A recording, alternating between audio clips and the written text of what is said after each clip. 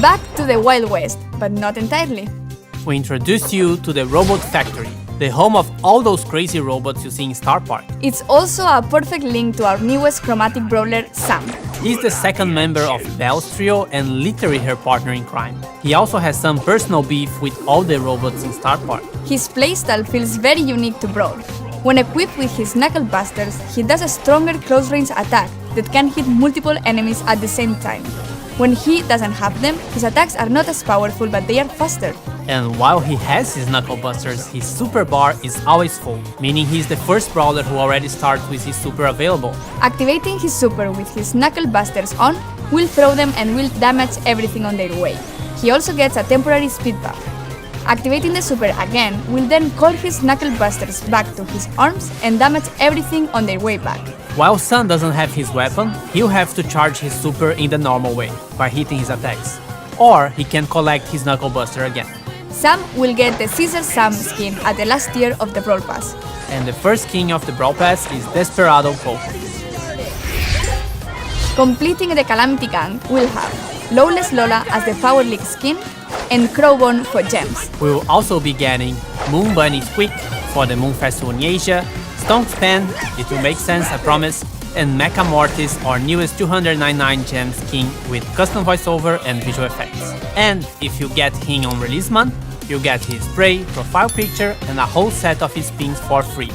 Also, it will unlock 2 color variations in the shop for 49 gems each. And lastly, Trick or Treat Leon, which will be available around Halloween. We'll have other skins for Halloween, but they will come in a different update. And speaking of skins, all the robots got finally remodeled. They are a lot more polished, shiny, and brawly.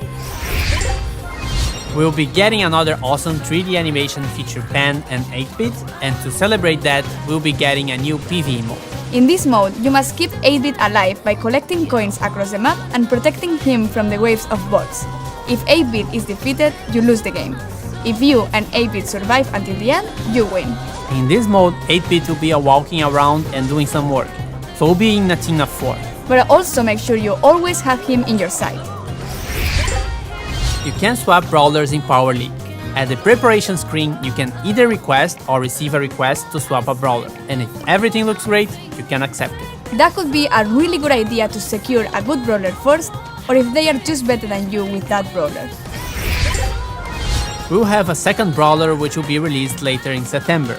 Gus is a very weird kid in his PJs and looks like he hasn't touched grass for a while. But besides his catchy vibes, Gus is actually a support brawler with the ability to heal and protect allies. For every attack Gus hits, he charges a new bar.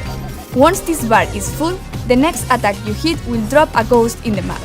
If your allies touch this ghost, they will heal. You can drop multiple ghosts in the map. With his super, he's able to cast a shield either on his allies or on himself. To cast it on allies, you should aim and hit your shot. To use it on yourself, you just tap the super button as if you would be auto-aiming. And great news! If you look forward to unlocking him, he will be super rare, which is quite easy to find in boxes.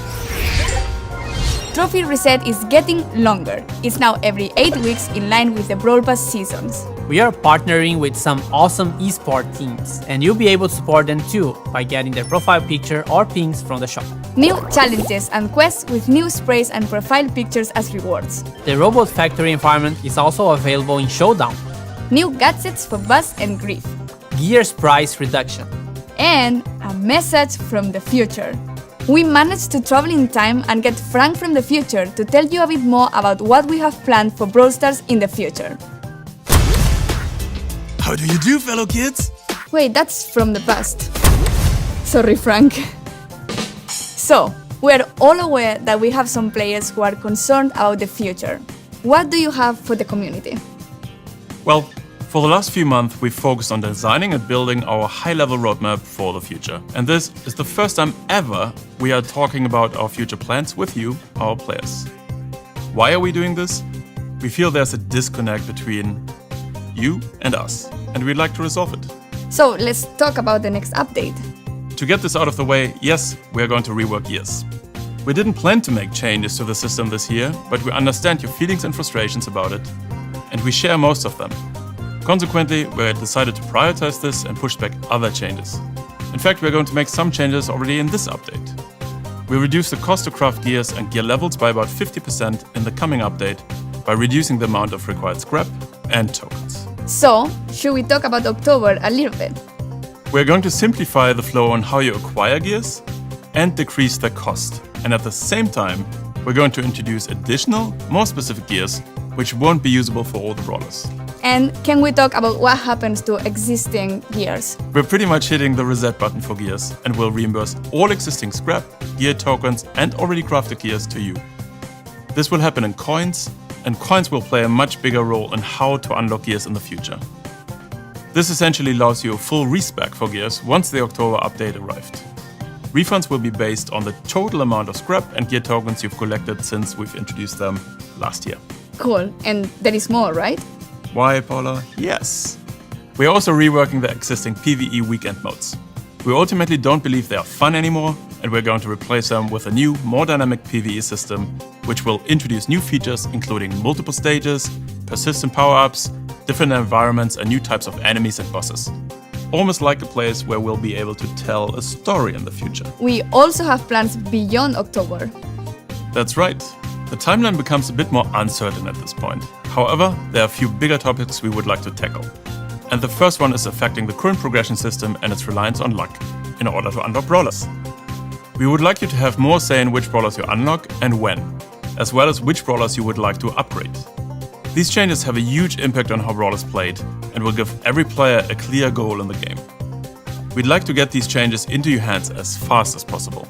And there are more things the team is working on. Yes, we would like to make it more meaningful to improve playing certain brawlers. The concept of mastery. Think clearer goals, rewards, you get it. Additional items on our current list of things to do are matchmaking, a better sense of collecting cosmetics and more ways for you to show them off, as well as tools for you to share cool moments in the game on social media directly from within the game. We'd also like to introduce ways for you to recruit your friends, and yes, in parallel we've started working on a system to report other players for things like grief play. We're likely going to roll this one out rather sooner than later and start the process of collecting data and get a sense of the volume of reports. This isn't a complete list of everything we'll do, but these are the topics currently taking the majority of our focus. You can learn more about upcoming features as usual here in Brawl Talk. And with this, thanks for watching, like and subscribe.